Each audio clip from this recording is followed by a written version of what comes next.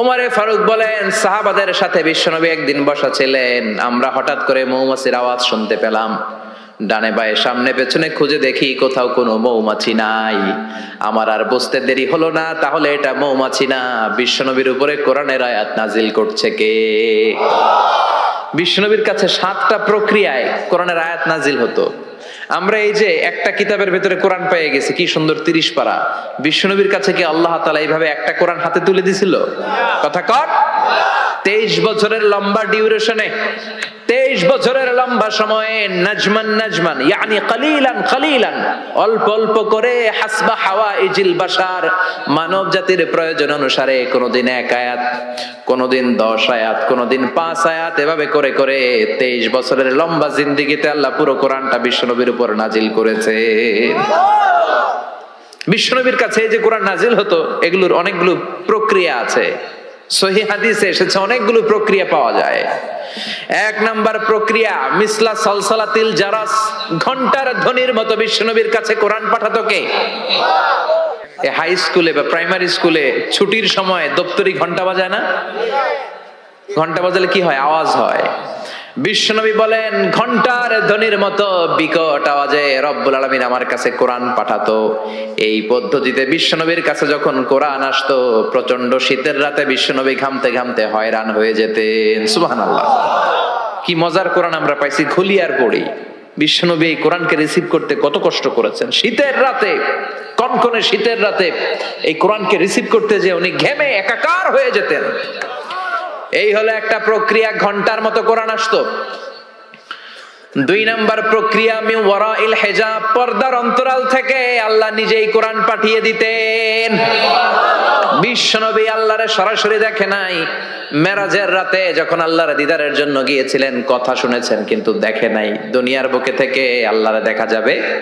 জান্নাতে না ঢুকে আল্লাহরে দেখা যাবে নাকি? কথা বলেন। আল্লাহর সৌন্দর্য দেখার মতো কোয়ালিটি আমাদের আছে? আল্লাহর চেয়ে সুন্দর কেউ আছে? দুনিয়া সুন্দর, মানুষ সুন্দর, আসমান সুন্দর, জমিন সুন্দর, সুন্দরে সুন্দরে পাল্লা, জানি না কত সুন্দর তুমি আল্লাহ, জানি না কত সুন্দর তুমি আল্লাহ। সুবহানাল্লাহ পড়েন। মেরাজের রাতে আল্লাহর দেখেন নাই, পর্দার এপাশ থেকে আল্লাহ কথা বলে আর নবী শুনে, নবী কথা বলে আল্লাহ শুনে। সুবহানাল্লাহ।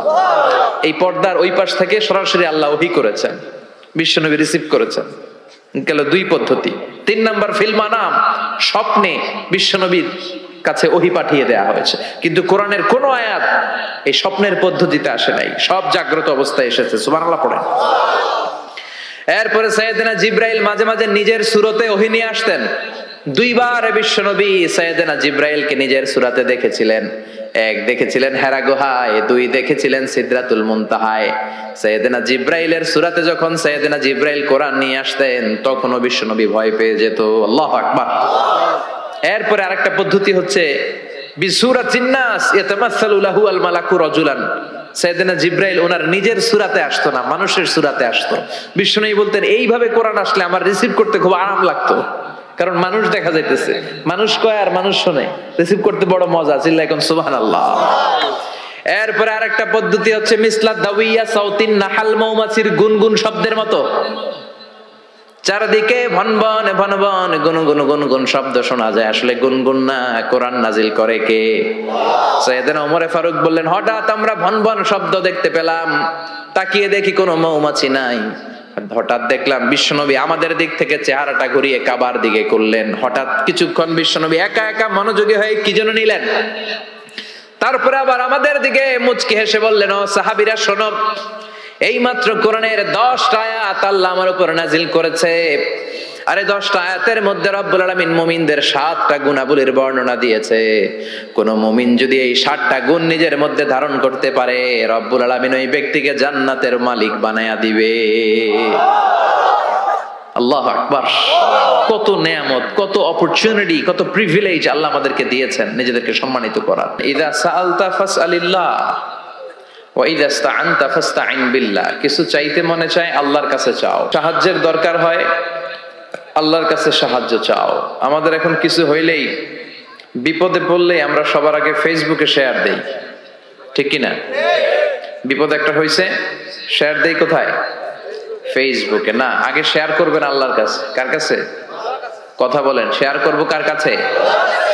বন্ধুর কাছে শেয়ার করার আগে, স্ত্রীর কাছে শেয়ার করার আগে, কারো কাছে শেয়ার করার আগে শেয়ার করব যার কাছে তিনি কে। কারণ তিনিই পারেন আপনাকে বিপদ মুক্ত করতে।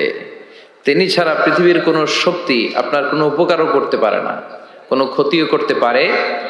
এজন্য বিষ্ণু বলতেন, ইদা সাআলতা ফাসআলিল্লাহ, যখন চাইতে মনে চায় আল্লাহর কাছে চাও। যখন সাহায্যের দরকার হয় আল্লাহর কাছে সাহায্য চাও। বিশ্বনবী নিজেও বিপদে পড়লে সাহায্য চাইতেন কার কাছে? আল্লাহর ওয়ালিরা বিপদে পড়লে সাহায্য চায় কার কাছে? তো আমরাও চাবো কার কাছে? এমনকি বিশ্বনবীর কাছেও সাহায্য চাওয়া যাবে না। বিশ্বনবীর মাকবারের সামনে আমরা মসজিদ নববীতে যখন সালাত পড়ে ওনার কবরের সামনে দাঁড়িয়ে যখন সালাম দেই, তখন বিশ্বনবীর কাছে কিছু চাওয়া যায় না। আল মাইয়িতু ফিল কবর কাল গরীকু ফিল বাহর, সাঁতার না জানা ব্যক্তি সাগরে পড়লে যেরকম অসহায়, মানুষ মরে গেলে এরকম অসহায়। সে আপনারে কিছু করতে পারে না। আপনি বরং তাকে দোয়া করে তার রুহে আপনি সওয়াব পৌঁছে দিয়ে আসবেন, তার জন্য ক্ষমা চাইবেন, ইস্তেগফার করবেন, কিন্তু তার কাছে কিছু চাওয়া যাবে? দয়াল বাবা আপনার দয়া করতে পারে না, দয়া করতে পারে কে? এজন্য জীবনের যে কোনো মুহূর্তে, যে কোনো পরিস্থিতিতে, সিচুয়েশনেই আমরা থাকি না কেন, আমরা সাহায্য চাইবে একজনের কাছে, চিল্লায় বলতে হবে তিনি কে।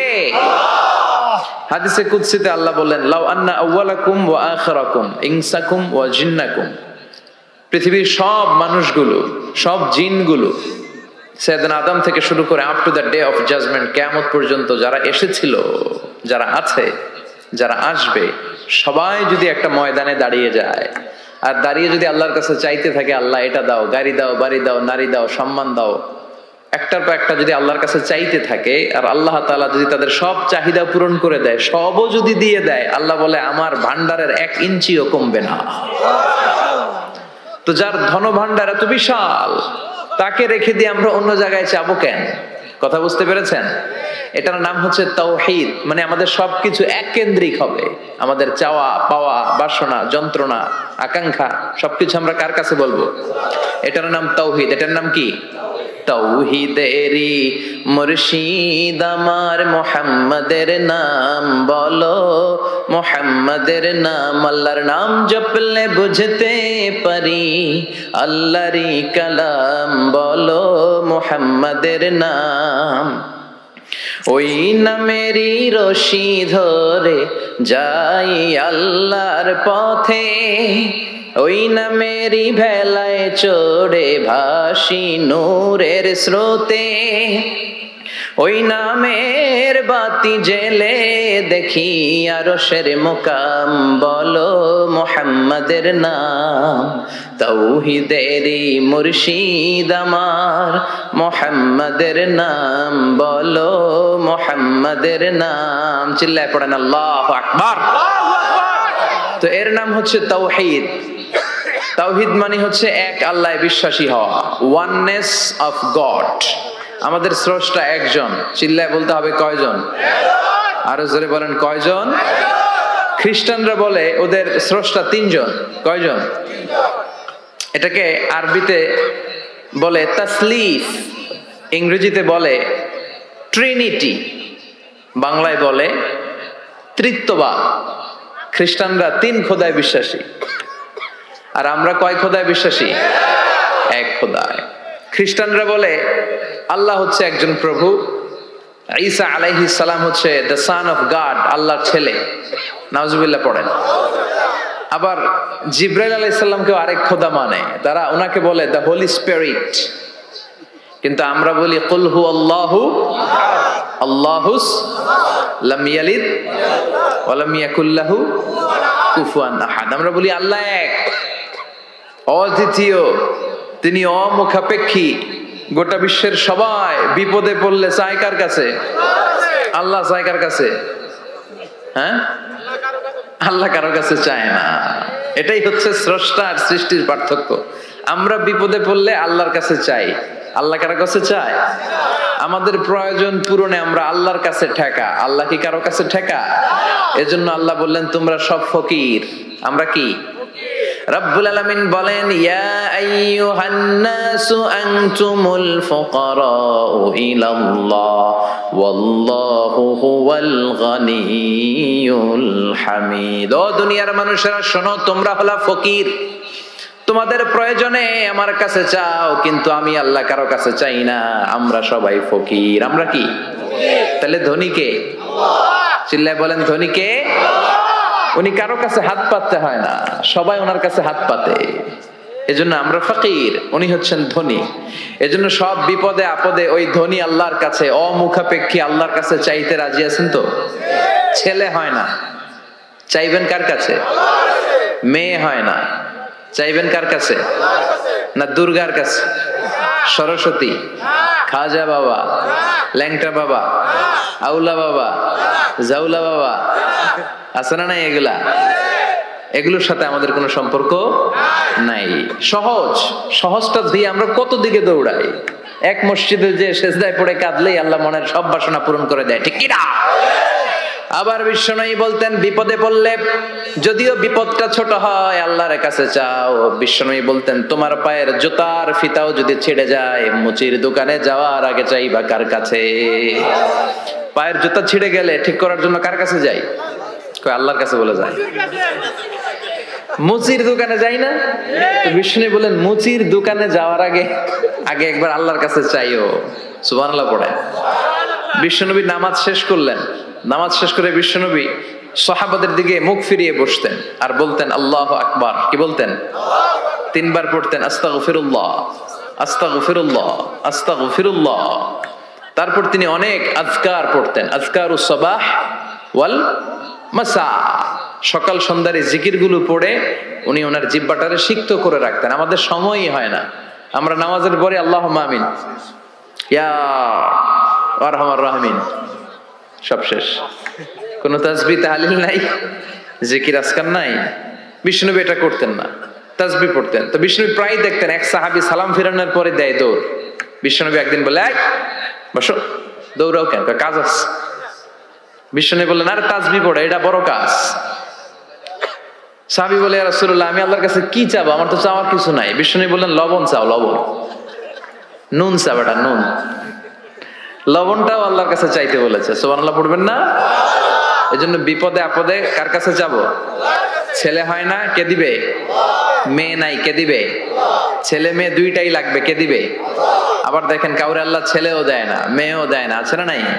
তাহলে দেওয়ার মালিক কিন্তু একজন। চিৎকার করে বলতে হবে তিনি কে? শুধু মুমিনদের নামে সূরা দিলেন না, মুমিনদের নামে তো দিলেনই, আবার কাফিরদের নামেও দিলেন। সুবহানাল্লাহ।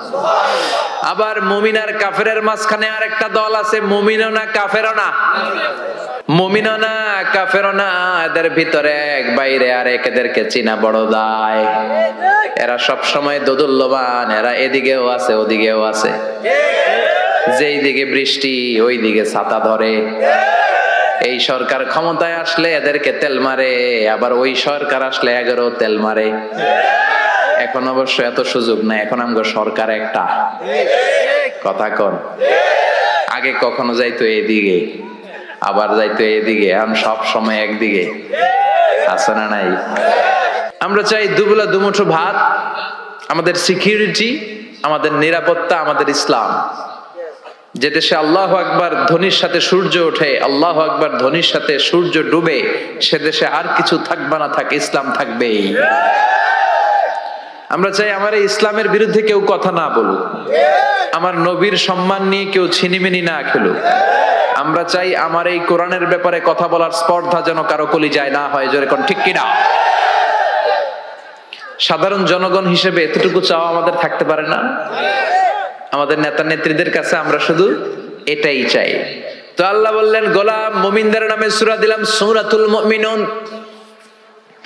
আবার কাফিরদের নামে সূরা দিলাম সূরাতুল কাফিরুন। আবার মাঝামাঝি একটা দল আছে, এরা মুমিন না, এরা কাফির না, এরা মুযাবযাবিন। এরা দুই নৌকায় পাড়া দিলে যে অবস্থা হয় তাদের অবস্থা ওই রকম। এরা এদিকেও আছে ওদিকেও আছে। নেহি এদার নেহি ওদার, দরমিয়ান মে সদার বাদার। আছে না নাই? এদের উপরে ফিটফাট, ভিতরে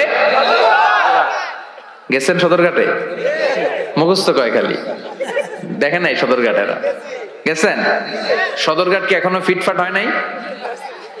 তো এদের অবস্থা হচ্ছে উপরে ফিটফাট, ভিতরে এদিকেও না ওদিকেও না, ভিতরে এক বাইরে আরেক। তার নাম মধু হই হই বিষ হাবাইলা। কয় মধু, কয় কি? আসলে এটা কি? এটা কি মুমিন না মুনাফিক? এই মুনাফিকদের নাম আল্লাহ একটা সূরা দিলেন। কি নাম সূরার? সূরাতুল মুনাফিকুন। দেখেন কোরআনের ব্যালেন্স কত সুন্দর।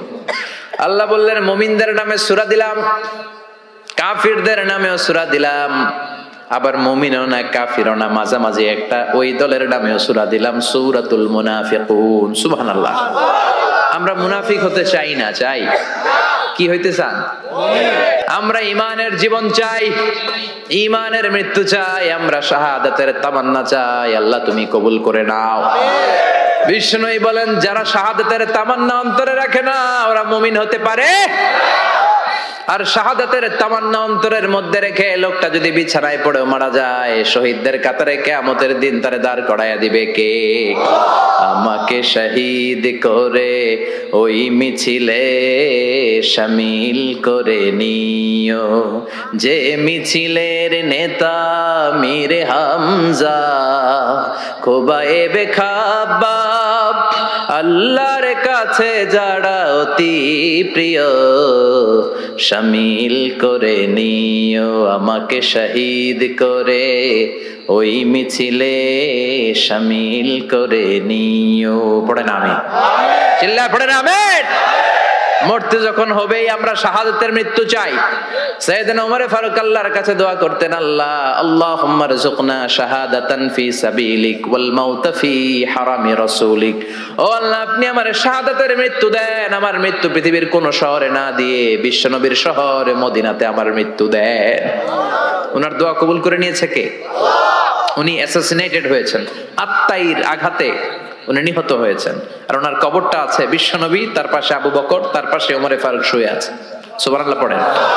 দুই সাথীকে পাশে নিয়ে হায় ঘুমিয়ে আছে নিঝুম নিরালায়, আমি সইতে পারি না বিরহ জ্বালা, ধন্য করো দিদারে ডেকে লও মাবুদ আল্লাহ, রওজা পাকের কিনারে। ঠিক কিনা? ডেকে লও রাসূল আল্লাহ না, ডেকে লও মাবুদ আল্লাহ। কারণ রাসূল আপনাকে দিদার দিতে পারে না, দিদার দিবে কে? বিশ্বনবীর স্বপ্নে দেখা অনেক বড় নিয়ামত। চাইলে বিশ্বনবীরে স্বপন যোগে দেখা যায় না। আল্লাহ যারে এই নিয়ামত দিতে চায় তারে দেয়, সবাইরে আল্লাহ দেয় না। এজন্য এই নিয়ামতটাও বিশ্বনবীর কাছে যাওয়া যায় না, চাইতে হবে কার কাছে? আল্লাহ আপনারে দিদার দিবে কি দিবে না এটা আল্লাহর চয়েস। বিশ্বনবী এসে আপনারে দিদার দিতে পারে না, আল্লাহর হুকুম না হলে বিশ্বনবীও দিদার দেন না। চিৎকার করে বলেন ঠিক কি না? বিশ্বনবীর ইন্তেকালের পরে সাহাবারা মা আয়েশার কাছে যে বলে, ও আম্মা আমাদের নবী কেমন ছিল বলেন। মা আয়েশা বলতেন কানা খুলুকুহু আল কোরআন, বিশ্বনবীর চরিত্র ছিল কোরআনের চরিত্র। কিসের চরিত্র? পুরো 30 পারা কোরআনে থিওরিটিক্যালি যা বলে দেয়া আছে বিশ্বনবীর জীবনীতে প্র্যাকটিক্যালি সেগুলো করে দেখানো আছে। সুবহানাল্লাহ। সাহাবারা বললেন, ও মা এত সংক্ষেপে কেন বলেন, একটু বিস্তারিত বলেন আমার নবীর চরিত্র কেমন ছিল। মা আয়েশা বললেন, ও সাহাবারা তোমরা কি কোরআনের 23তম সূরা সূরাতুল মুমিনুনের প্রথম 10টা আয়াত তেলাওয়াত করো নাই? এই প্রথম 10টা আয়াতের ভিতরে যেই গুণের কথা আছে সবগুলো গুণ দিয়ে তোমাদের নবীর জীবন সাজানো ছিল। আল্লাহ বললেন قد أفلح المؤمنون الذين هم في صلاتهم خاشعون। قد أفلح المؤمنون দিয়ে আল্লাহ শুরু করেছেন। قد أفلح المؤمنون, successful indeed are the believers. সফল কাম হলো তারা ঈমান এনেছে যারা। কার কথা? সফল কারা? who are the successful in life? যদি আপনারা কেউ প্রশ্ন করে সফল কারা, যদি আমাদেরকে জিজ্ঞেস করা হয় কারা সফল, সফলতার মানদণ্ড কি, এই পৃথিবীর বুকে সফল হওয়ার অনেক মানদণ্ড হতে পারে, পারে না? In terms of wealth and money, অর্থের মানদণ্ডে কারা সফল যদি জিজ্ঞেস করা হয়, কার নাম বলবেন? হ্যাঁ, বিল গেটস, তাই না? মাইক্রোসফট কোম্পানির মালিক, কত টাকার যে সে মালিক সে নিজেও জানে না। আর আর কে আছে এরকম সফল? ওয়ারেন বাফেট, অনেক বড় ধনী। আর কে আছে? স্টিভ জবস, অ্যাপল কোম্পানির মালিক, তাই না? প্রিন্স ওয়ালিদ বিন জালাল, একটা প্লেন আছে নিজের জেট প্লেন, যে প্লেনটার 70% স্বর্ণ দিয়ে বানানো প্লেন, এটার 70% মেড অফ গোল্ড। তাহলে অর্থের মানদণ্ডে যদি বলি সফল কারা, এদের নাম আসবে। ক্ষমতার মানদণ্ডে সবচেয়ে বড় ক্ষমতাশীল। এরপরে আর কে আছে? Vladimir Putin, president of Russia. এরপরে নরেন্দ্র মোদি, চীনের, ওটার নাম কি? চীনের আগে ছিল হু জিনতাও, কি নাম? ওয়াং ফুয়াং সোয়াং জোয়াং খোয়াং, এগুলো বললে ওদের নাম হয়ে যায়। তোর নাম হচ্ছে হু জিনতাও। এখন আরেকটা কি যেন জি জিং, এরকম একজন আসছে। হ্যাঁ, জি জিং ক্ষমতার মানদণ্ডে অনেক ক্ষমতাশীল। অ্যাঞ্জেলা মার্কেল আছে, এটা এরা হচ্ছে ক্ষমতার মানদণ্ডে সফল। তাহলে অর্থের মানদণ্ডে একদল সফল, ক্ষমতার মানদণ্ডে আরেক দল সফল। এবার যদি বলি in terms of name and fame, ক্ষমতা নয়, অর্থ নয়, জনপ্রিয়তা বললেই চিনে। মেসি আছে না নাই? ওই সব চিনে, মুখস্থ। নাম কি? মাসিনা বেটা, মেসি। নেইমার আপনিও জানেন, সর্বনাশ, কিয়ামতের আলামত, হুজুরও জানে। কি নাম? নেইমার। আর কি আছে এরকম? রোনাল্ডো। আর কি আছে? এক নামে চিনে, গোটা বিশ্ব চিনে। বাংলাদেশের জনপ্রিয়তার বিচারে যদি বলি, এক নামে শেখ হাসিনা, সবাই চিনে। হ্যাঁ, খালেদা জিয়া এক নামে চিনে, মাশরাফি বিন মুর্তজা এক নামে চিনে। এখন আর একটা আছে হিরো আলম, আছে না নাই? In terms of name and fame, Allama Delwar Hossain Sayeedi এক নামে 17 কোটি বাংলাদেশের মানুষ চিনে। চিল্লায় বলো ঠিক কিনা? এটা হচ্ছে in terms of name and fame, খ্যাতি, যশ, জনপ্রিয়তা। তার মানে দুনিয়ার বুকে অর্থের মানদণ্ডে কিছু লোক সফল, আবার ক্ষমতার মানদণ্ডে কিছু লোক দুনিয়ার বুকে সফল, আবার জনপ্রিয়তার মানদণ্ডে কিছু নাম বললেই সবাই চিনে। অমিতাভ বচ্চন, শাহরুখ খান, আমির খান, সালমান খান, খয়ার খান, আছে না নাই? তো অর্থের মানদণ্ডে কেউ সেরা সফল, ক্ষমতার মানদণ্ডে কেউ সফল, জনপ্রিয়তার মানদণ্ডে সফল। আল্লাহ বলে আমার কাছে এগুলা মানদণ্ড না। আল্লাহ বলে ক্ষমতা আমার কাছে মানদণ্ড না সফল হওয়ার, অর্থ আমার কাছে সফলতার মানদণ্ড না, জনপ্রিয়তাও আমার কাছে সফলতার মানদণ্ড না। আমার কাছে সফলতার মানদণ্ড হলো ঈমান। আল্লাহর কাছে সফলতার মানদণ্ড কি? দুনিয়াতে আপনার টাকা আছে, ক্ষমতা আছে, আপনি বের হলে সামনে গাড়ি, পেছনে গাড়ি, সামনে পুলিশ, পেছনে পুলিশ, সামনে বডিগার্ড, পেছনে বডিগার্ড, কিন্তু আল্লাহর কাছে এই ক্ষমতার 4 আনা দাম নাও থাকতে পারে। চিল্লা এখন ঠিক কিনা? আল্লাহ বলেন ক্ষমতা আমার কাছে সফলতার মানদণ্ড না, অর্থ আমার কাছে সফলতার মানদণ্ড না, জনপ্রিয়তা আমার কাছে সফলতার মানদণ্ড না। আমি আল্লাহর কাছে সফলতার মানদণ্ড হলো ঈমান। আল্লাহর কাছে সফলতার মানদণ্ড কি? ঈমান যদি না থাকে তার কোনো দাম in the day of judgement আল্লাহর কাছে আছে? চিল্লায় বলেন আছে। সেজন্য আল্লাহ বললেন ক্বাদ আফলাহাল মুমিনুনাল্লাযীনা হুম ফি সালাতিহিম খাশিউন। এই দুনিয়া এবং আখিরাতে সফল হয়েছে তারা, আল্লাহর উপর ঈমান এনেছে যারা। ঠিক কি না? সফল হয়েছে কারা? ঈমান এনেছে যারা। চিল্লায় উত্তর দেন, সফল হয়েছে কারা? নাকি যাদের টাকা বেশি এরা সফল, ক্ষমতা বেশি এরা সফল, এক নামে সারা বিশ্ব চিনে, সেলিব্রিটি, এরা সফল? সফল হচ্ছে ঈমানদার। আমরা সেই ঈমানদার গোষ্ঠীর মানুষ। আমরা সেই ঈমানের পথের সৈনিক। চিল্লায় বলেন ঠিক কি না? আল্লাহ বললেন قد أفلح المؤمنون الذين هم في صلاتهم خاشعون। আমার কাছে সফলতার মানদণ্ড হলো ঈমান। আমার কাছে সফল হলো তারা ঈমান এনেছে যারা। কিন্তু ঈমানটা আধা আধা মানলে হবে না, পুরাপুরি ঈমান থাকতে হবে। ঠিক কি না? কেউ যদি বলে কোরআনের আধা মানি না, মুমিন না কাফের? কেউ যদি বলে আমি এই সূরা মানি ওই সূরা মানি না, মুমিন না কাফের? কেউ যদি বলে আমার যেটা ভাল লাগে, আমার দলের জন্য যেটা সুবিধা ওইটা মানি, আমার দলের জন্য যেটা ঝামেলা ওইটা মানি না, এরকম আছে না নাই? মিষ্টি খাওয়ার সুন্নত মানে, মায়ের খাওয়া যে সুন্নত মানে না, আছে না নাই? মিষ্টি মিষ্টি কথা মানে, ঝুঁকি নেওয়া যে সুন্নাত ওইটা মানে না, এরকম আছে না নাই? সুন্নাত নয় শুধু সুমধুর আলাপন, আর সুন্নাত হলো হুঙ্কার গর্জন। ঠিক কি না? সুন্নাত শুধু নয় নির্জন ধ্যানে যাওয়া, আর সুন্নাত হলো পাথরের আঘাত খাওয়া। মোহাব্বতে তার সুদিনের সাথী তুমি, দুর্দিনেও তার পাশে থাকো কি। আরো কিছু সুন্নাত আছে তুমি জানো কি, জানলেও জীবনে কখনো তা মানো কি। সুন্নাত নয় শুধু দাওয়াতের মেহমান, সুন্নাত নয় শুধু খাওয়া শেষে মধুপান, আরো কিছু সুন্নাত আছে তুমি জানো কি, জানলেও জীবনে কখনো তা মানো কি। চিল্লায় বলেন ঠিক কি না? তার মানে আল্লাহর কাছে সফলতার মানদণ্ড হলো ঈমান, কিন্তু সাধারণ ঈমান নয়, ঈমানটা হতে হবে পূর্ণাঙ্গ ঈমান। কিছু মানলাম না এমন করা যাবে না। মানলে পুরোটাই মানতে হবে। কার কথা? চিল্লায় বলেন কথাটা কার? আবার আল্লাহ বললেন ঈমান আনলে নির্ভেজাল ঈমান থাকতে হবে। ওই ঈমানের মধ্যে শিরক থাকলে হবে নাকি? কথা কোন?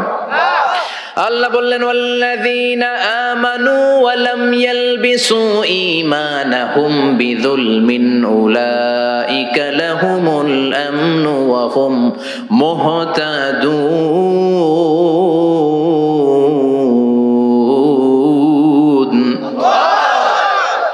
ঈমান আনার পরে ঈমানের সাথে যদি শিরকে তোমরা না মিলাও, তখন তোমাদের ঈমানটা নির্ভেজাল ঈমান হবে। তখন দুনিয়ার জীবনে তোমাদেরকে নিরাপত্তা দিবে কে? আবার হেদায়েত দিয়ে তোমাদেরকে ধন্য করবে কে? তার মানে ঈমান হতে হবে নির্ভেজাল। ঈমানের মধ্যে শিরক থাকলে হবে? কথা কোন? আল্লাহ সব মাফ করে, শিরক মাফ করে না। আপনি কিয়ামতের দিন পাহাড় পরিমাণ গুনাহ নিয়ে আল্লাহর সামনে হাজির হয়েছেন, কিন্তু ওই গুনার মধ্যে শিরকের গুনাহ নাই। আল্লাহ বললেন তাহলে আমি পাহাড় পরিমাণ দয়া নিয়ে তোর কাছে হাজির হয়ে যাব। আবার আমরা যখন নামাজে দাঁড়াই, আল্লাহ বললেন ওযু করলি ভালো কথা, মসজিদে ঢুকলি ভালো কথা, নামাজের কাতারেও দাঁড়ালি ভালো কথা, কিন্তু আগে বল শিরকের সাথে সম্পর্ক আছে নাকি? আমরা বলি ওয়াজ্জাহাতু ওয়াজহিয়া লিল্লাযী ফাতারাস সামাওয়াতি ওয়াল আরদা হানিফান ওয়া মা আনা মিনাল মুশরিকিন। আমরা নামাজের শুরুতে ঘোষণা দেই আল্লাহ ওমা আনা মিনাল মুশরিকিন। আল্লাহ আমরা শিরক করি না, শিরকের সাথে আমাদের কোনো সম্পর্ক। আবার যখন হজ করতে যাই, লক্ষ লক্ষ হাজী সাহেবান আরাফাতের ময়দানে কাঁদে, আল্লাহর কাছে ডাকে, আল্লাহরে ডাকতে থাকে। আল্লাহ বলে ডাকাডাকি পরে কর, হজ পরে কর, আগে বল শিরক করস নাকি। তখন সবাই ঘোষণা দেয় লাব্বাইক আল্লাহুম্মা লাব্বাইক, লাব্বাইক লা শারীকা লাক লাব্বাইক। আল্লাহ আপনার সাথে শরীক করি না, এই ঘোষণা দেওয়ার পরে এরপরে হজ কবুল হয়, এরপরে সালাত কবুল হয়। তাহলে ঈমান হতে হলে এটা নির্ভেজাল ঈমান হতে হবে। ওই ঈমানের সাথে শিরকের কোনো ছোঁয়া, কোনো ছিটে ফোঁটা সেখানে থাকতে পারবে। আল্লাহ বলে ঈমান যদি নির্ভেজাল হয় আর যদি ঈমানটা পাকাপোক্ত হয়, তাহলে তোমাদের সাহায্যের জন্য গায়েবী মদদ আমি পাঠিয়ে দেব। সুবহানাল্লাহ। ওয়ালা তাহিনু ওয়ালা তাহজানু ওয়া আনতুমুল আ'লাউনা ইন কুনতুম মুমিনিন। ভয় নাই, বিপদ নাই, চিন্তা নাই। ঈমানদারের মতো যদি ঈমানদার হও, ইমানটা যদি ওই রকম হয় তাহলে কোনো চিন্তা নাই, আমি আল্লাহর সাহায্য তোমাদের সাথে আছে না নাই? নবীদের ইমান ছিল সেই রকম ইমান, ইমানের মতো ইমান, ঠিক কিনা? নবী মুসার মতো ইমান হলে রাস্তা হবে সাগর জলে, নবী ইউসুফের মতো ইমান হলে একে একে দরজা খোলে, নবী ইব্রাহিমের মতো ইমান যদি আজও থাকে বিদ্যমান, অগ্নিকুণ্ডে দেখতে পাবে খুবসুরত এক ফুল বাগান। সুবহানাল্লাহ পড়েন। এজন্য ইমানের মতো ইমান হলে সাহায্য পাঠাবে কে? আল্লাহ বললেন ওয়ালা তাহিনু ওয়ালা তাহজানু ওয়া আনতুমুল আ'লাউনা ইন কুনতুম মুমিনিন। ভয় পেও না, চিন্তা করো না, আল্লাহর সাহায্য আছে না নাই? বিপদ যত বেশি আসে, পরীক্ষা যত বেশি আসে, বিজয়ের পতাকা পতপত করে উড়ার সময়টা কাছে আসতে থাকে, ঠিক কি না? আকাশে যখন ঘুটঘুটে বেশি অন্ধকার দেখা যায়, প্রচন্ড অন্ধকারে যখন আকাশ একেবারে ছেয়ে যায়, রাত্রি যখন গভীর হয়ে যায়, সুবহে সাদিকের আলো আসার সময়টা কাছে আসতে থাকে, ঠিক কিনা? গর্ভবতী নারীর পেটের প্রসব বেদনা যত বেড়ে যায়, নতুন মেহমান দুনিয়াতে আসার সময় ঘনাতে থাকে, তেমনি ইমানদারের উপর আযাব গজব অত্যাচার যত বাড়তে থাকে, ইসলামের বিজয়ের সময়টাও কাছে আসতে থাকে।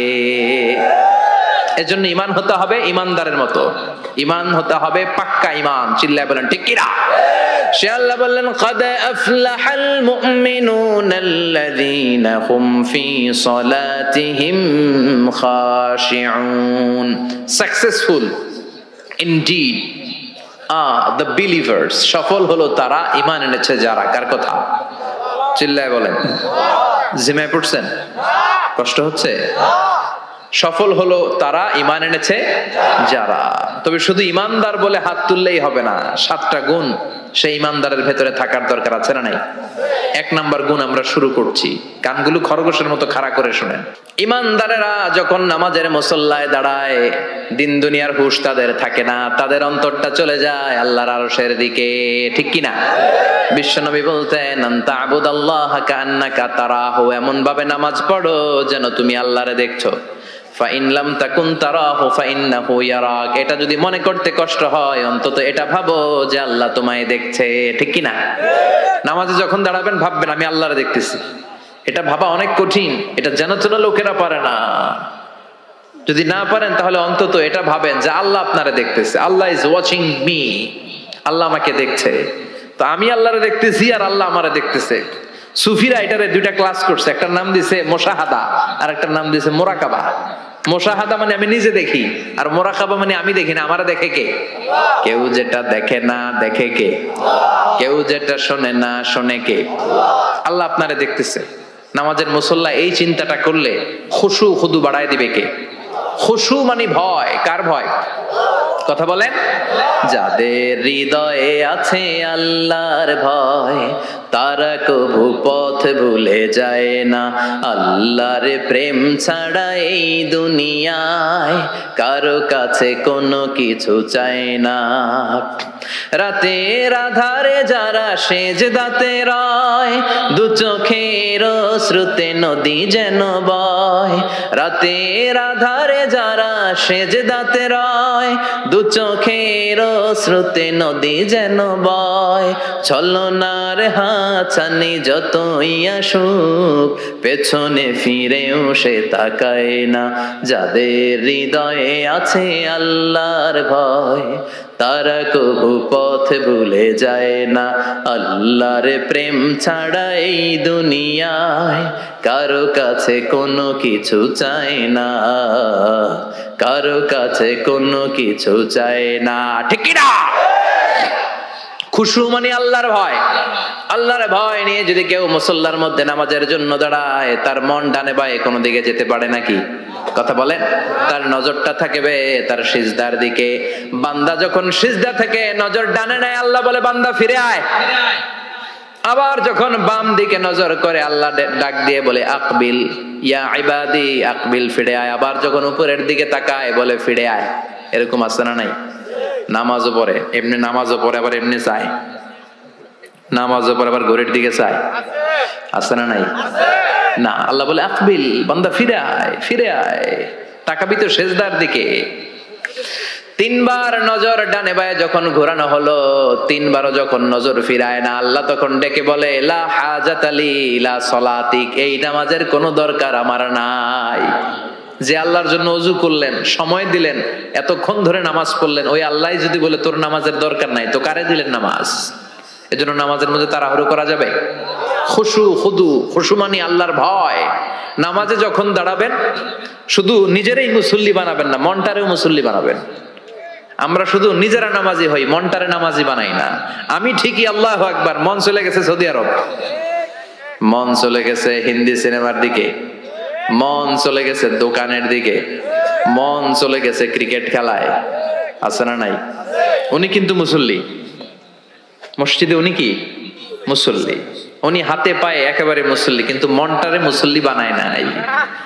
এজন্য মনটারেও নামাজি বানাতে হবে। আমরা বলি মনটারে কাজ দেন, মনটারে কখনো অলস বসে থাকতে দেয়া যায় না। আপনিও মুসল্লি হবেন, মনটারেও মুসল্লি বানাতে হবে, তা না হলে মন ডানে বায়ে ঘুরবে। মনের আরবি হচ্ছে কলব। কলব মানে যেটা নাড়াচাড়া করে। এটা এখন এদিকে, পরে ঢাকায়, এরপরে সৌদি আরব, এরপরে আমেরিকা। এটার পাসপোর্টও লাগে না, ভিসাও লাগে না, এটা খালি দৌড়ায়, ঠিক কিনা? এজন্য মনটারে নামাজি বানানোর দরকার আছে না নাই? এজন্য আল্লাহ বললেন কদ আফলাহাল মুমিনুনাল্লাযীনা হুম ফি সালাতিহিম খাশিউন। মুমিন বান্দাদের প্রথম গুণাবলী হলো মুমিন বান্দারা যখন নামাজে পড়ে মনটারে নিয়ে নামাজ পড়ে, নিজেও নামাজি, মনটাও নামাজি, ঠিক কি না? আমাদের অনেকের নামাজে মন বসে না। আমাদের অনেকে বলে হুজুর নামাজে দাঁড়ালে মন সাথে থাকে না, নামাজে শুধু ভুল হয়, সূরা যে কয়বার পড়ে নিজেও জানি না। এরকম আছে না নাই? এদিকে ওদিকে চলে যায়। এখন মনটারে কিভাবে আপনি এক জায়গায় আনবেন, কনসেন্ট্রেট করবেন কিভাবে? বিশ্বনবী একবার মসজিদে ঢুকে দেখলেন এক সাহাবী নামাজ পড়তেছে, আল্লাহু আকবার, নামাজের মধ্যে এরকম করতেছে। এরকম করে না অনেকে? নামাজের পরে দাড়িও টানে, দাড়িও চুলকে, আছে না নাই? নামাজ পরে জামাও সোজা করে, নামাজ পরে দাড়িও টানে। বিশ্বনবী বললেন লাউ খাশাআত কলবুহু লা খাশাআত জাওয়ারিহুহু, এর অন্তরে যদি আল্লাহর ভয় থাকতো তাহলে এর অঙ্গ প্রত্যঙ্গের মধ্যেও এই ভয়ের ইম্প্যাক্ট পড়তো। এই সাহাবীর অন্তরে আল্লাহর ভয় নাই, খুশু নাই, এজন্য হাতে পায়ের মধ্যেও খুশু নাই, হাত একবার এদিকে নড়ে আরেকবার ওদিকে নড়ে। আমাদের এরকম সমস্যা আছে না নাই? বিশ্বনবী বললেন তোমাদের যদি খুশু খুদু নামাজের মধ্যে বাড়াতে মনে চায়, নামাজের মুসল্লায় দাঁড়িয়ে হৃদয়টারে যদি আল্লাহর আরশে পাঠিয়ে দিতে মনে চায়, তাহলে নামাজের মুসল্লায় যখন দাঁড়াবা মনে করবা এটাই হতে পারে জীবনের শেষ নামাজ। 5টা টিপস দিব আপনাদের মনোযোগ বাড়ানোর জন্য। 5টা। কয়টা? নামাজে মনোযোগায়ন কিভাবে করবেন 5টা টিপস খেয়াল করে রাখেন, কিভাবে নামাজের মনোযোগ বৃদ্ধি করবেন। টিপস নাম্বার 1, সল্লু সলাতান মুআদ্দিয়া, বিদায়ী নামাজ পড়বেন। মনে করবেন হতে পারে আজকে এই নামাজটাই আমার জীবনের শেষ নামাজ। এখন বাজে 10:30, আপনাকে বলা হলো আজ রাত 1টার দিকে আপনার জীবনের হায়াত ফুরিয়ে যাবে। চলে যাওয়া লাগবে না? আমাদের থাকতে পারবো আমরা? চলে যাওয়া লাগবে। রাত 1টায় মালাকুল মউত চলে এসে রূহ কবজ করে নিয়ে যাবে। আর 1.5 ঘন্টা আপনার হাতে সময়। এই 1.5 ঘন্টায় আপনি নামাজ রোজা যা পারেন করে নেন। আপনার হুঁশ থাকবে? কথা কম। 1.5 ঘন্টা পরে আপনার মরণ। আপনি তাড়াতাড়ি করে ওযু করে আসবেন, যায় নামাজে দাঁড়াবেন, মনে মনে ভাববেন আজকে জনমের মতো মাফ চামু আল্লাহর কাছে, আকাম কুকাম যা করছি সব কাইন্দা একেবারে মাফ করায় ফেলাম আল্লাহর কাছে, ঠিক কিনা? সেদিন আপনি ওযু করবেন চমৎকার ভাবে পাঞ্জাবিটা পরে, আতর মেখে, টুপিটা পরে মুসল্লার মধ্যে দাঁড়িয়ে আল্লাহু আকবার বলে নামাজ শুরু করবেন। ওই দিনের নামাজে আপনার কোনো তাড়াহুড়ো নাই। আছে? আজীবন তাড়াহুড়ো করছেন, কিন্তু ওই দিন আপনার তাড়াহুড়ো নাই। ওই দিনের রুকুটা আপনার জীবনের শ্রেষ্ঠতম রুকু হয়ে যাবে। ওই দিনের সেজদাটা আপনার জীবনের শ্রেষ্ঠতম সেজদা হয়ে যাবে। ওই দিন আপনি সেজদায় পড়ে চোখের পানি দিয়ে জায়নামাজ ভিজিয়ে দিবেন না? কথা বলেন, দিবেন না? এর কারণ আপনি জেনে গেছেন এটাই আপনার জীবনের শেষ নামাজ, ঠিক কিনা?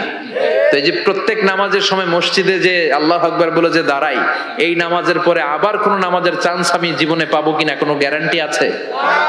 চিল্লায় বলতে হবে, গ্যারান্টি আছে? আরো 30 মিনিট আমরা সবাই বেঁচে থাকবো, গ্যারান্টি? আর 10 মিনিট বাঁচবো, গ্যারান্টি? শ্বাস যেটা ভিতরে নিলাম ফেলতে পারবো, কোনো গ্যারান্টি আছে? তাহলে প্রতিটা নামাজের সময় আমরা এই কথাটা ভাবি না কেন যে হতে পারে এই নামাজটাই আমার জীবনের শেষ নামাজ, হতে পারে আজকের এই সেজদাটা আমার জীবনের শেষ সেজদা। চিল্লায় বলেন ঠিক কিনা?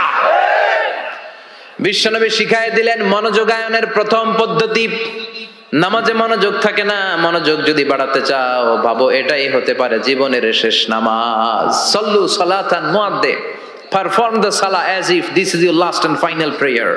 এমন ভাবে নামাজ পড়ো মনে করো এটাই হতে পারে জীবনের শেষ নামাজ। আজকে থেকে প্রত্যেকবার আল্লাহু আকবার বলার সময় এটা ভাবতে পারবো না আমরা যে হতে পারে এই নামাজটা আমার শেষ নামাজ। এই চিন্তাটা মাথার মধ্যে রাখার দরকার আছে না নাই? সাইয়েদনা আলী রাদিয়াল্লাহু তাআলা আনহু উনি যখন নামাজে দাঁড়াতেন দিন দুনিয়ার হুঁশ থাকতো না, উনার পায়ের মধ্যে জিহাদের ময়দানে তীর ঢুকেছে, তীর বের করতে গেলেই চিৎকার মারে, কাউরে তীর ধরতে দেয় না। বিশ্বনবী বললেন বেলাল আকিমিস সালাহ, নামাজের একামত দাও।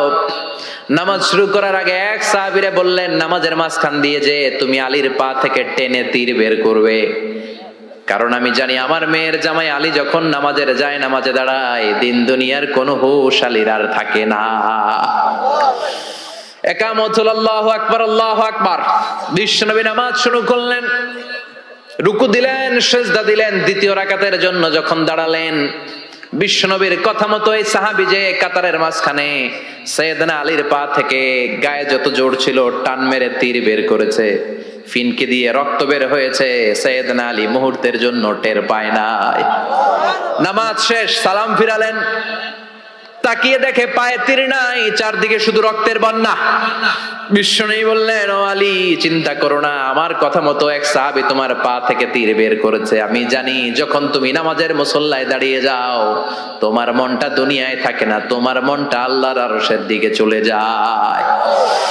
তোমার নামাজের মধ্যে খুশু খুদু এত বেড়ে যায়, আখিরাতের কথা এত তোমার স্মরণ হয়ে যায়, নামাজের মধ্যে তোমার পায়ের তীর টেনে বের করেছে, এক সেকেন্ডের জন্যও তুমি টের পাও নাই রে আলী। সুবহানাল্লাহ। উনি মনে করতেন এটাই জীবনের শেষ নামাজ। সাহাবারা যখন মরুভূমিতে নামাজ পড়তে দাঁড়াতেন আকাশের পাখিগুলো এসে সাহাবাদের মাথার মধ্যে বসে যেত। মরুভূমির পাখিগুলো মনে করতে এগুলো খেজুর গাছ, পাখিগুলো মনে করতে এগুলো খেজুর গাছ, কারণ সাহাবারা নড়ে না চড়ে না ডানে বায়ে তাকায় না। খেজুর গাছ যেমনি ঠায় দাঁড়িয়ে থাকে সাহাবারাও ঠায় দাঁড়িয়ে থেকে নামাজ পড়তেন। চিল্লায় কোন আল্লাহু আকবার। তাহলে মনোযোগ বৃদ্ধির এক নাম্বার পদ্ধতি, মুসল্লায় যখন দাঁড়াবো ভাববো এটাই আমার জীবনের শেষ নামাজ, এরপরে হয়তো নামাজের সুযোগ নাও পেতে পারি, ঠিক কিনা? দুই নাম্বার পদ্ধতি হলো নামাজের মধ্যে আহকাম এবং আরকান গুলো ধীরস্থির ভাবে আদায় করতে হবে, তাড়াহুড়ো নামাজের মধ্যে করা যাবে না। আমাদের হানাফি মাযহাবে তা'দিলুল আরকান এটা ওয়াজিব। রুকুনগুলো আদায় করার সময় ধীরস্থির ভাবে আদায় করা এটা হানাফি মাযহাবে কি ওয়াজিব। চিল্লায় বলেন এটা কি ওয়াজিব। তরক করলে কি করতে হয়? হ্যাঁ, সহু সিজদা দিতে হয়। কিন্তু অন্যান্য মাযহাবে এটা ফরজ, এটা বাদ দিলে আপনার নামাজি হবে না, তাড়াহুড়ো করলে নামাজি হবে না।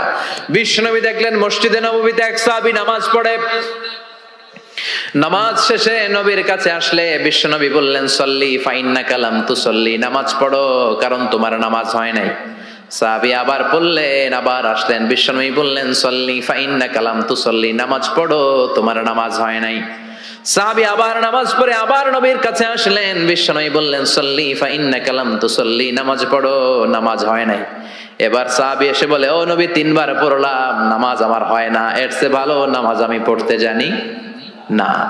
বিশ্বনবী বললেন তাহলে আসো আমি শিখায় দেই, যখন নামাজে দাঁড়াবা ধীরস্থির ভাবে দাঁড়াবা, রুকুতে যখন যাবা পিঠটারে টান টান করে সোজা করে দিবা। বিশ্বনবী যখন রুকু দিতেন বিশ্বনবীর পিঠটা একেবারে স্ট্রেট ফরওয়ার্ড। সাহাবারা বলতেন বিশ্বনবীর রুকু দেওয়া পিঠের উপরে যদি পানি ভর্তি একটা গ্লাস রেখে দেওয়া হয় পানিগুলা কাঁপবে না, গ্লাসটাও পড়বে না। সুবহানাল্লাহ। তার মানে বিশ্বনবীর রুকুর পিঠটা কেমন ছিল? Straight forward. বিশ্বনবী বলেন রুকু থেকে দাঁড়াবা ধীরস্থির ভাবে দাঁড়াও, আবার সেজদায় গেলে ধীরস্থির ভাবে যাও। আমাদের দেশে অনেকে রুকু থেকে কোন রকম মাথাটা তুলে আবার সেজদায় দৌড় মারে। দুই সেজদার মাঝখানে ধীরস্থির ভাবে বসা হচ্ছে ওয়াজিব। অনেকে এক সেজদা থেকে কোন রকম মাথাটা একটু উপরের দিকে উঠিয়ে আরেক সেজদায় মুরগির মতো ঠোকর মারে, এরকম তো এদিকে নাই না? আবার অনেকে ইমাম সাহেবের আগে দৌড় মারে, আছে না নাই? ইমাম সাহেব সামি আল্লাহু লিমান হামিদা বলে দাঁড়াইছে, ওনার আর সহ্য হয় না, উনি আগে সেজদা দিবে কিন্তু ইমামের আগেও যাইতে পারে না, মাঝখানে যাই হ্যাং হয়ে থাকে। আছে না নাই? মোবাইল মাঝে মাঝে হ্যাং হয় না, মানে সামনেও যায় না পিছনেও যায় না। তো ওনারাও ইমামের আগে সেজদায় যাবে, তো ইমাম যাইতে পারে না, উনিও যেতে পারে না, মাঝ অবস্থায় যায় কি হয়? হ্যাং। হ্যাং হইবেন আপনারা? হ্যাং হওয়া যাবে না। তাহলে মনোযোগ বাড়ানোর 2 নাম্বার পদ্ধতি হচ্ছে কি করবেন? ধীরস্থির ভাবে। There is no rushing in salah, there is no hastiness in salah। নামাজের মধ্যে কোনো তাড়াহুড়ো নাই। তাড়াহুড়ো করলে এটা নামাজ হয় না। এমনকি নামাজের দিকে বিশ্বনবী তাড়াহুড়ো করে যেতেও নিষেধ করেছেন। ইদা উকিমাতিস সালাহ, নামাজ যখন শুরু হয়ে যাবে ধীরস্থির ভাবে যাবেন, তাড়াহুড়ো করে যাওয়া যাবে না। 3 নাম্বার পদ্ধতি, জামাতে পড়বেন। তাহলে মনোযোগ বাড়ায় দিবে কে? বিশ্বনবী বলেন সালাতুল জামাআত আফদলু সালাতাল ফারদি বি27 দারাজা। একা একা নামাজ পড়লে যতটুকু সওয়াব হয়, জামাতে নামাজ পড়লে 27 গুণ বেশি সওয়াব হয়। জামাতে পড়ার দরকার আছে না নাই? জামাতে পড়লে আর মনোযোগ এদিক সেদিক যায় না। সবাই আল্লাহু আকবার, আমি আল্লাহু আকবার, সবাই আসসালামু আলাইকুম ওয়া রাহমাতুল্লাহ, আমি আসসালামু আলাইকুম ওয়া রাহমাতুল্লাহ। মন আমার এদিক সেদিক যাওয়ার সুযোগ আছে? কম, ঠিক কি না? 4 নাম্বার, নামাজে যা বলেন অর্থ বোঝার চেষ্টা করেন। আমরা সালাতে যেটা বলি এটার অর্থ বুঝি না। আমরা প্রতিদিন বলি আলহামদুলিল্লাহি রাব্বিল আর রহমানির মালিকি, আবার বলি সামি আল্লাহু লিমান হামিদা, কি কইলাম বুঝি নাই। সুবহান রাব্বিয়াল আলা মানে কি জানি না। আত-তাহিয়াত লিল্লাহি ওয়াস সালাওয়াত ওয়াত তাইয়্যিবাত অর্থ কি জানি না। এজন্য সালাতে যা বলেন এটা বুঝে বুঝে বলার চেষ্টা করেন। এট লিস্ট সালাতে যেটা আপনি পড়েন এটার অর্থটা শিখার চেষ্টা করেন, তাহলে বললে হৃদয়ের মধ্যে টাচ লাগবে, অন্তরে দরদ লাগবে, চিৎকার করে বলেন ঠিক কি না। 5 নাম্বার পদ্ধতি, নামাজের মধ্যে যে সুন্নাত গুলো আছে সুন্নাত গুলো আদায় করবেন, তাহলে নামাজের মধ্যে মনোযোগ বাড়ায়া দিবে কে? হাত তোলা সুন্নাত তোলেন। রফউল ইয়াদাইন যদি করেন, অভ্যাস যদি থাকে, বারবার হাত তোলা তুলেন, প্রতিবার তুললে 10টা করে সওয়াব। আমিন বলবেন, যে মসজিদে জোরে জোরে বলেন, আস্তে তো আস্তে বলেন, কিন্তু বইলেন, বলার দরকার আছে না নাই? বিশ্বনবী বললেন ইদা আম্মানাল ইমাম আমিনু, ইমাম যখন আমিন বলে তোমরাও আমিন বলো, কারণ তোমরাও যখন আমিন বলো ফেরেশতারাও আমিন বলে। তোমাদের আমিন ফেরেশতাদের আমিন যখন মিলে যায়, তোমাদের জীবনের সব গুনাহ মাফ করে দেয় কে? এজন্য আমিন জোরে কোন বাস্তে কোন বলবেন, এটা ছাড়বেন না। তাশাহুদের মধ্যে আঙ্গুল তুলবেন, হয় নাড়াবেন নয় তুলে রাখবেন, এটা সুন্নাহ। আশাদ্দু আলা শাইতান মিনাল হাদিদ, শয়তান রে লোহা দিয়ে পিটাইলে যত কষ্ট পায়, তাশাহুদে বসে এই আঙ্গুলটা নাড়ালে এর চেয়ে বেশি কষ্ট পায়। ঠিক সুবহানাল্লাহ কইবেন না? এজন্য মুরাআতুস সুনান, সুন্নাত গুলো মানার চেষ্টা করেন, সালাতে মনোযোগ বাড়ায় দিবে কে? এজন্য আল্লাহ বললেন কাদ আফলাহাল মুমিনুনাল্লাযীনা হুম ফি সালাতিহিম খাশিউন, সফল হলো তারা ঈমান এনেছে যারা। আর ঈমানদারের প্রথম বৈশিষ্ট্য আল্লাযীনা হুম ফি সালাতিহিম খাশিউন, নামাজের মধ্যে মুসল্লির অন্তরে ভয় থাকবে কার? মনে থাকবে খুশু খুদু, এটার বলে হুজুরুল কলব, অন্তরটারে ধরে রাখতে হবে। 2 নাম্বার আল্লাহ বললেন ওয়াল্লাযীনা হুম আনিল লাগবি মুরিদুন, মুমিন বান্দার 2 নাম্বার গুণ অনর্থক কাজ থেকে তারা দূরে থাকে। অনর্থক কোন বিষয়ের দিকে মুমিন কখনো যায়? লাগবুন মানে অনর্থক বিষয়, মুরিদুন তারা মুখ ফিরিয়ে নেয়। অনর্থক কোন কাজে মুমিন যায়? যেই কাজে সওয়াব নাই ওই কাজ মুমিন করে? যেই কাজে গুনাহ হয় ওই কাজে যাওয়া যাবে? কথা বলেন। মুমিন যাবে ওই কাজে যেই কাজ করলে মানবতার কল্যাণ আছে না নাই? মুমিন করবে ওই কাজ যেই কাজ করলে আমলনামাটারে সওয়াব দিয়ে পূর্ণ করে দিবে কে? এজন্য বিশ্বনবী বলতেন মিন হুসনি ইসলামিল মারই তারকুহু মা লা ইয়ানি, ব্যক্তির ইসলামের সৌন্দর্য হলো ব্যক্তি তার জীবন থেকে অনর্থক সব কাজ বের করে দিবে।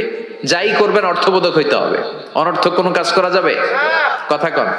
আপনি যেটা বলবেন এটার জন্য অর্থ থাকে, আপনি যেটা করবেন এটার জন্য অর্থ থাকে। আপনি যে অর্থটা খরচ করবেন, সম্পদ খরচ করবেন, এটাও অনর্থক, অপ্রয়োজনে খরচ করা যাবে?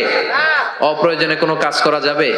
কারণ মুমিন জানে মুমিনের মুখ দিয়ে যেটাই বের হয় এটা লেখার জন্য ফেরেশতা আছে না নাই? কিরামান কাতিবিনা ইয়ালামুনা মা তাফআলুন,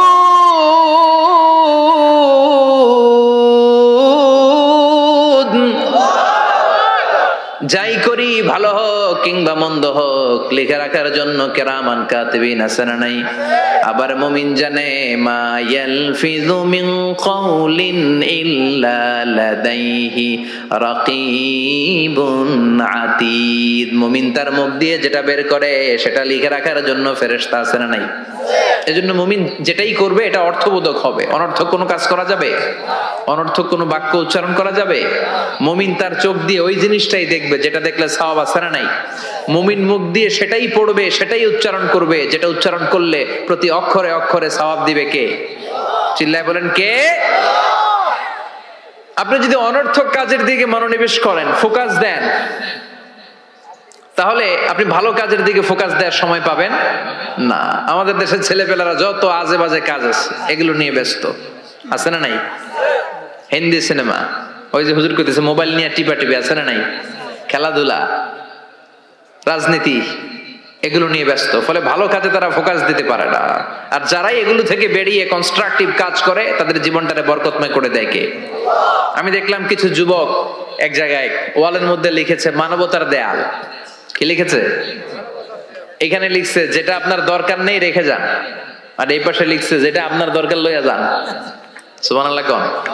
তার মানে শীতকালে আপনার যে অতিরিক্ত শীতের পোশাকগুলো দরকার নাই এই হ্যাঙ্গারে ঝুলিয়ে যান। মসজিদে খুব সম্ভব কোন মসজিদের সামনে করেছে মানবতার দেয়াল। এই দেয়ালের এই পাশে অনেকগুলো হ্যাঙ্গার দেওয়া। তারা বলেছে যে এই শীতের পোশাকগুলো আপনার দরকার নেই দিয়ে যান, আর যাদের শীতের কাপড় নাই তারা এখান থেকে নিয়ে যান। এই যে তার চিন্তা, এটা হচ্ছে ইনোভেটিভ চিন্তা। যুবকরা যদি ভালো ভালো কাজগুলো একসাথে করার প্রয়াস পেত, চিন্তা করত, তাহলে বাংলাদেশটারে জান্নাতের টুকরা বানায় দিত কে? এজন্য মুমিনের বৈশিষ্ট্য ওয়াল্লাযীনা হুম আনিল লাগবি মুরিদুন। মুমিন বান্দারা কোনো অনর্থক কাজের সাথে কখনো যুক্ত হতে পারে। তার মানে মুমিন যখন নামাজে দাঁড়ায় অন্তরটা চলে যায় কার দিকে? 2 নম্বরে মুমিন কোনো আজে বাজে কাজে যুক্ত হয় না। 3 নম্বরে আল্লাহ বললেন ওয়াল্লাযীনা হুম লিয-যাকাতি ফাইলুন। মুমিন বান্দাকে যদি আল্লাহ সম্পদের মালিক বানিয়ে দেয়, আল্লাহর এই সম্পদ থেকে গরিবদেরকে মুমিনরা দান করে। কি করে? এটার নাম হলো যাকাত। এটার নাম কি? জোরে কোন? দে যাকাত তোরা দে রে যাকাত, তোর দিল খুলবে পরে আগে খুলু খাত। দে যাকাত তোরা দে রে যাকাত। চিল্লা এখন ঠিক কিনা? যাকাত দেয়াটা এটা অপশনাল নয়, এটা কম্পালসরি। ওয়াফি আমওয়ালিহিম হাক্কুন লিসাইলি ওয়াল মাহরুম। তোমার সম্পদে গরিবদের জন্য আল্লাহ এটা অধিকার করে দিয়েছে। যিনি যাকাত দেয় তার জন্য দেয়া ফরজ, আর যিনি যাকাত নেয়, যাকাত নেয়া কি তার জন্য ফরজ? কথা কোন? তাহলে সে আপনার কাছ থেকে যাকাত নিয়ে আপনাকে ফরজ কাজটা করার ক্ষেত্রে সহযোগিতা করেছে। আপনি কোনো করুণা তারে করেন নাই। চিল্লায় বলেন ঠিক কিনা? আবার আল্লাহ বলেন যাকাত দিবি না কেন? টাকা কি তোর নাকি? ওয়ামিম্মা রাযাকনাহুম ইউনফিকুন। আমি যেটা রিজিক হিসেবে দিছি ওইখান থেকে দে। সম্পদের মালিক আমি বানিয়েছি, অর্থ সম্পদ আমি আল্লাহ দিয়েছি, আবার আমি আল্লাহ আদেশ করেছি দেওয়ার জন্য। ঠিক কিনা? ইসলাম চায় না রাস্তার এক পাশে 5 তলা আরেক পাশে গাছতলা। ইসলাম চায় সম্পদের সমানভাবে তারল্য। যাকাত এটা ফরজ, দিয়ে দাও, তা না হলে কঠিন আযাবের সুসংবাদ দিচ্ছে কে? চিল্লায় বলেন কে? والذين يكنزون الذهب والفضة ولا ينفقونها في سبيل الله فبشرهم بعذاب أليم। যারা স্বর্ণ জমায়, যারা রৌপ্য জমায়, যারা প্রাইজ বন্ড জমিয়ে রাখে, যারা ফিক্সড ডিপোজিট করে রাখে, সম্পদের প্রাচুর্যতা থাকার পরেও যাকাত দেয় না, নবী তাদেরকে কঠিন আযাবের সুসংবাদ দেন। কার কথা? চিল্লায়া বলেন, আযাবের কি সুসংবাদ হয় না দুঃসংবাদ? কথা কন। কিন্তু আল্লাহ এখানে বলছে সুসংবাদ। আল্লাহ বুঝাতে চাইলেন আযাবটা বড় করা হবে, ডেঞ্জারাস হবে, মাইটটা বড় ডেঞ্জারাস। আল্লাহ ছাড় দেয় কিন্তু ছেড়ে দেয় না। আল্লাহ ছেড়ে দেয়? কি দেয়? ছাড় দেয়, ছেড়ে দেয় না। আযাবটা বড় করা হবে, মাইটটা বড় ডেঞ্জারাস হবে যারা যাকাত ফরজ হওয়ার পরেও দেয় না। এটা বোঝানোর জন্য আল্লাহ বললেন কঠিন আযাবের দুঃসংবাদ না, বললেন সুসংবাদ দেন। ছেলে পরীক্ষায় ইংরেজিতে ফেল করছে, মা বলে চান্দু ইংরেজিতে ফেল করছো, তোর বাপে আসুক, এমন মাইট দিবে, মাইট দিলে মজা টের পাবি। অমিয়া মাইট দিলে কি মজা লাগে? কি লাগে? ব্যথা লাগে। তো মজার কথা বললেন কেন? মাইটটা যে করা হবে, মাইটটা কি হবে? করা হবে। এজন্য যাকাত ফরজ হওয়ার পরে যারা যাকাত দেয় না তাদের জন্য করা মাইর আল্লাহর কাছে আছে না নাই? চিল্লায় বলেন। অনেকে দেখবেন যাকাতের শাড়ি দেয়, যাকাতের লুঙ্গি দেয়। যাকাতের শাড়ি বলতে কোন শাড়ি আছে? কথা কন। এমন শাড়ি, এমন পাতলা শাড়ি একবার ধুইলে দ্বিতীয়বার আর পরা যায় না। শাড়ি আপনার দিকে বেচকি দিয়ে চাই থাকবে, রং নাই, আছে না নাই? আবার এই শাড়ির লুঙ্গি গুলো নেওয়ার জন্য যারা লাইন ধরে ঢুকে এরাও পদপৃষ্ট হয়ে মারা যায়, আছে না নাই? কিছু ভিডিও ক্লিপসে আমরা দেখলাম যে হাজার হাজার মানুষ এই পাতলা বাজারের সবচাইতে নিম্নমানের সুতা দিয়ে বানানো যাকাতের শাড়ি নেয়ার জন্য এসেছে, ধাক্কা ধাক্কি আর ভিড়ে পদপৃষ্ট হয়ে অনেকগুলো মহিলা মারা গিয়েছে। কিয়ামতের দিন এই যাকাত নামের এই কলঙ্ক সাজানোর জন্য যে এই আয়োজন করেছিল তাকে আল্লাহর সুপ্রিম কোর্টের কাঠগড়ায় জবাবদিহিতা করতে হবে। চিল্লায় বলেন ঠিক কিনা? যাকাত এটা ছেলে খেলা না, এটা পুতুল খেলা না। এটা যেমন মনে চায় কিছু টাকা পয়সা মানুষের হাতে হাতে 200 করে দিলাম, এইটা না। একজনকে এমন ভাবে যাকাত দাও যেন ওই টাকা দিয়ে তার কর্মসংস্থান হয়, ওই টাকা দিয়ে যেন রুজি রোজগার করে কিছু খেতে পারে। ঠিক কিনা? বুঝতে পেরেছেন? যাকাতের টাকা এমন না 10 টাকা করে আমি 500 জন ফকিরে দিয়ে দিলাম, এটা নয়। একজনের একটা সিএনজি কিনে দেন, তাহলে সিএনজি চালায়া সে তার ফ্যামিলিকে ভরণ পোষণ দিতে পারবে, আর কোথাও যে হাত পাতা লাগবে না। একটা গাভী কিনে দেন, গাভীর দুধ বিক্রি করে ওর জীবন চলে যাবে। ঠিক কিনা? একটা টঙের দোকান, চায়ের দোকান করে দেন, ঝালমুড়ির দোকান বানায় দেন, ওইটা বিক্রি করে করে ওর জীবন চলে যাবে, সুন্দর চলবে, ফ্যামিলিটা চলবে, আর কোথাও যে তার হাত পাতা লাগবে। এটা হচ্ছে যাকাত দেওয়ার পদ্ধতি। আল্লাহ আমাদেরকে বোঝার তৌফিক দাও। চিল্লায় পড়েন আমিন। এরপর আল্লাহ বললেন ওয়াল্লাযীনা হুম লিফুরুজিহিম হাফিযুন। মুমিন বান্দার 4 নম্বর গুণ, তারা তাদের লজ্জাস্থানের হেফাজত করে, তাদের প্রাইভেটকে তারা হেফাজত করে। লজ্জাস্থানের হেফাজত, যুবকদের ওয়াজ। বিশ্বনবী বলেন মাইয়াদমান লি মা বাইনা লিহিয়াইহি ওয়া মা বাইনা রিজলাইহি আদমান লাহুল জান্নাহ। আমার কোন উম্মত তার 2 চোয়ালের মাঝখানে যা আছে, মানে জিহ্বা, এই জিহ্বার 2 পায়ের মাঝখানে যা আছে তার প্রাইভেট, তার লজ্জাস্থানের গ্যারান্টি যদি আমারে দেয় যে এই 2টা অঙ্গের কোনো পাপ গুনাহ সে করবে না, আমি তাকে জান্নাতের গ্যারান্টি দেই। সুবহানাল্লাহ। বাড়িতে যায় বলেন। এজন্য আল্লাহ বললেন যুবকেরা খবরদার, নজরকে নিচের দিকে করো। কুল্লিল মুমিনিনা ইয়াগুদ্দু মিন আবসারিহিম ওয়া ইয়াহফাযু ফুরুজাহুম। আল্লাহ বললেন ও যুবক, নজরটারে নিচের দিকে নামাও, কারণ নজরটা বড় ভয়ঙ্কর। আন-নাযার সাহমুন মাসমুম মিন সিহামি ইবলিস। এই নজর হচ্ছে শয়তানের বিষ মাখানো তীরবানের মধ্য থেকে ভয়ঙ্কর একটা তীরবান। এই তীর দিয়ে শয়তান যুবক যুবতীদেরকে কাবু করে ফেলে। ঠিক কিনা? প্রথমে নজর, হুট করে কেউ পাপ কাজ করে না, আগে নজর, তারপরে স্পর্শ, তারপরে পাপ কাজ, আছে না নাই? এজন্য নজরের হেফাজত করতে বলেছে কে? আল্লাহ বললেন ওয়াল্লাযীনা হুম লিফুরুজিহিম হাফিযুন। মুমিন বান্দার 4 নাম্বার গুণাবলী হলো মুমিন বান্দারা তাদের লজ্জাস্থানের হেফাজত করে, তারা তাদের নজরকে হেফাজত করে। বিশ্বনবী নিজের মেয়ের জামাতা আলীরে বললেন ও আলী, নজরকে বাঁচাও।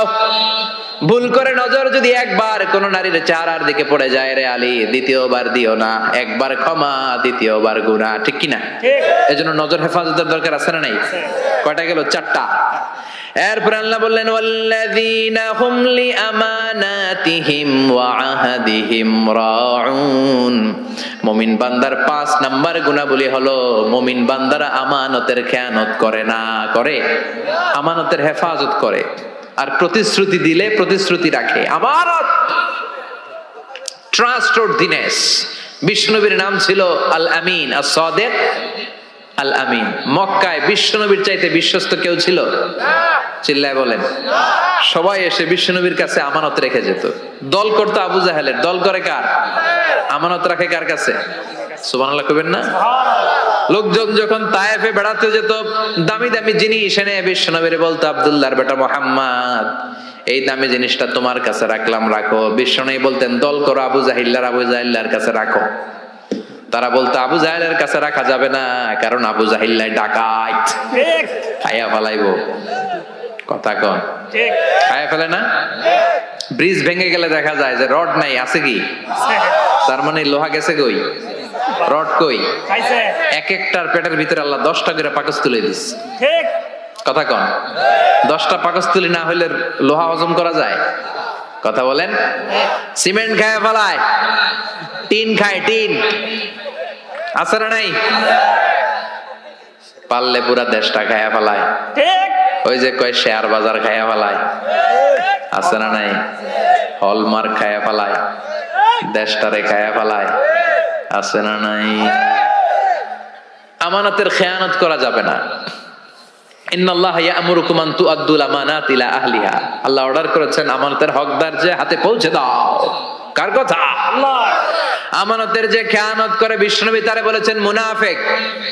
মুনাফিকের কয়েকটা আলামত বলেছেন বিশ্বনবী। আয়াতুল মুনাফিকি সালাস, ইযা হাদ্দাসা কাযাবা, মুনাফিক যখন কথা বলে মিথ্যা বলে। ওয়া ইযা ওয়া'আদা আখলাফা, ওয়াদা দিলে খেলাফ করে। ওয়া ইযা আতুমিনা খানা, আমানত রাখলে আমানতের খেয়ানত করে। ঠিক কি না? আমানত এটা ব্যাপক বিষয়। এই যে আপনার সুস্বাস্থ্য, এটা আপনার কাছে আমানত। আপনার চেহারা সুন্দর, এটা আমানত। আপনার স্ত্রী, আপনার সন্তান আপনার কাছে আমানত। আপনি সমাজে খুব ফেমাস, এটা আপনার কাছে আমানত। যাকে আল্লাহ যেই দায়িত্ব দিয়েছে ওইটা আল্লাহ তার কাছে আমানত রেখেছে। ঠিক কি না? ইমাম সাহেব মসজিদের সবকিছু আপনার কাছে আমানত। চেয়ারম্যান সাহেব আপনার কাছে এই ইউনিয়ন পরিষদের সবকিছু আমানত। মেম্বার সাহেব আপনারও আমানত।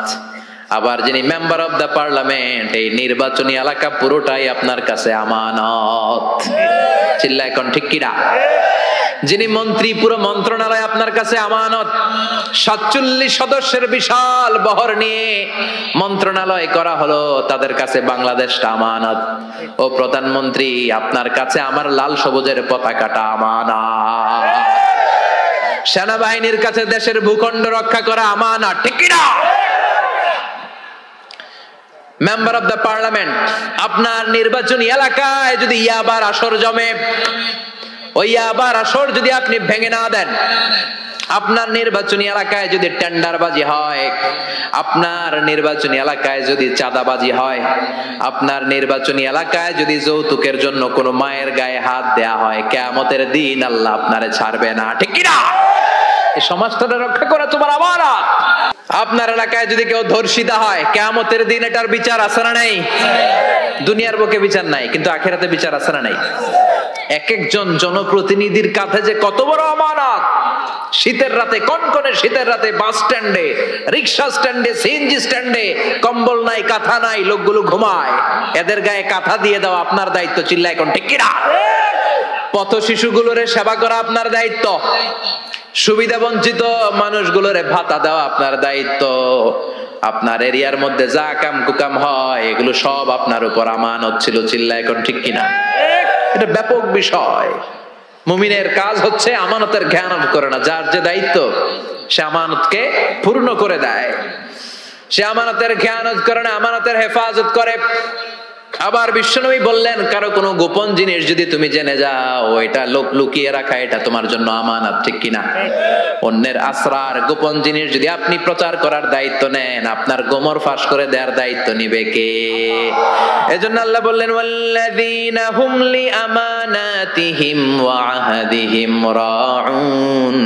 মুমিন বান্দার 5 নাম্বার গুণ, মুমিন বান্দার আমানতের খেয়ানত করে না।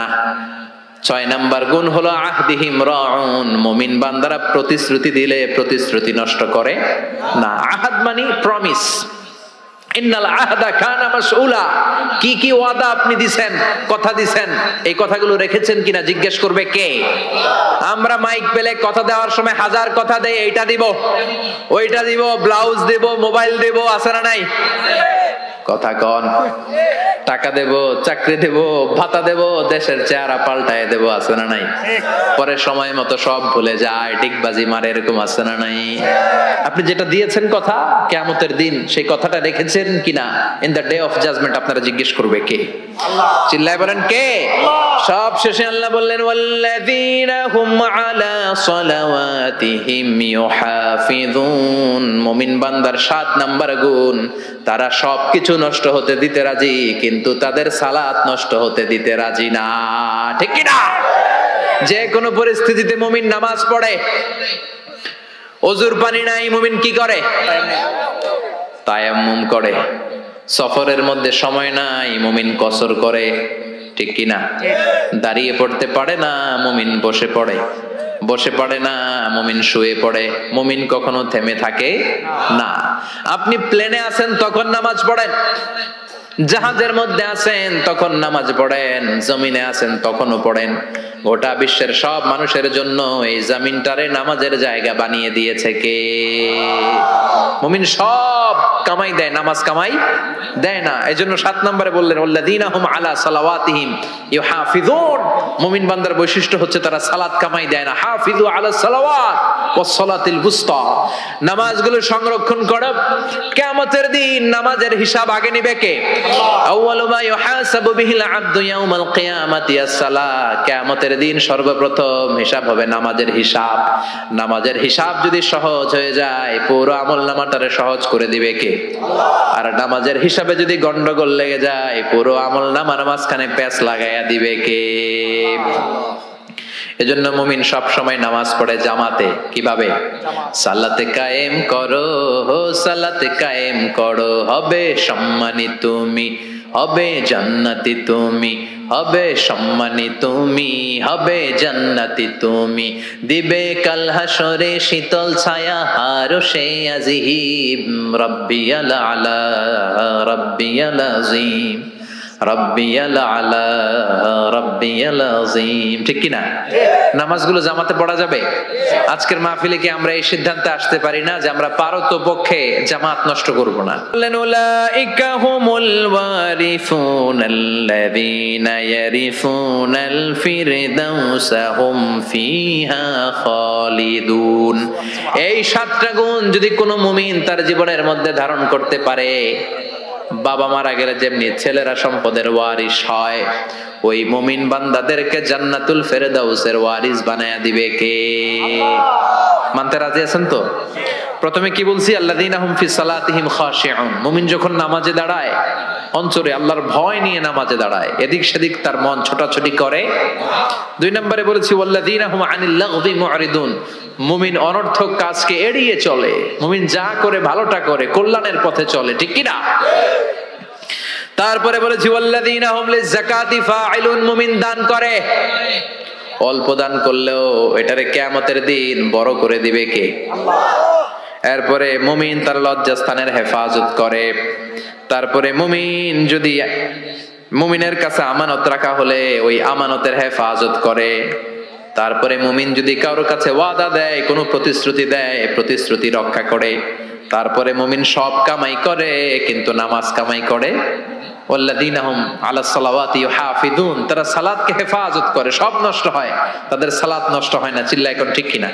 এই 7টা গুণ কোন মুমিনের মধ্যে থাকলে তার জান্নাতের মালিক বানায় দিবে কে? এই 7টা বৈশিষ্ট্যের উপর, গুণের উপর কি আমরা আমল করতে পারি না? পারবো না ইনশাআল্লাহ? আল্লাহ আমাদের সবাইকে কথাগুলো বুঝার ও আমল করার তৌফিক দান করুক। আমরা পড়ি আমিন।